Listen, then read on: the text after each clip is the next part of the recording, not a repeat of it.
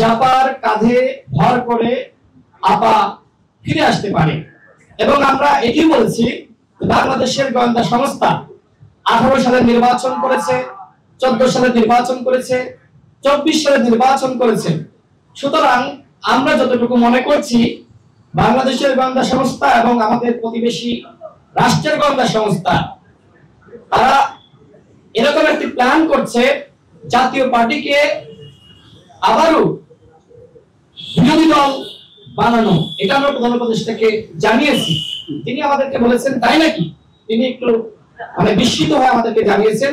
আমরা সরকারকে বলেছি আওয়ামী লীগ যে অপরাধ করেছে ঠিক একই ধরনের অপরাধ করেছে জাতীয় পার্টি এবং 14 দল। সুতরাং আওয়ামী লীগকে আপনারা যেভাবে নিষিদ্ধ করেছেন ঠিক একই প্রক্রিয়ায় জাতীয় পার্টি এবং 14 দলকে নিষিদ্ধ করতে হবে।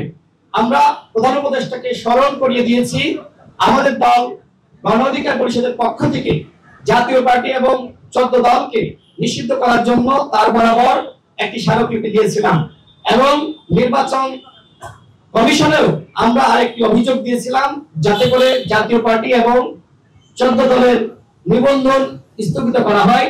আমরা আজকেও সরকারকে এই বিষয়ে স্পষ্ট বলেছি, আগামী নির্বাচনে আওয়ামী লীগ, জাতীয় পার্টি, 14 দল এবং ফ্যাসিবাদের যারা দশক ছিল তারা নির্বাচনে অংশ নিতে পারবে না।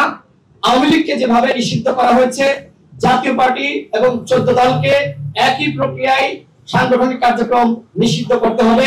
আমাদের দল গণ অধিকার পরিষদের পক্ষ থেকে এই স্পষ্ট বার্তা সরকার প্রধানকে দেওয়া হয়েছে।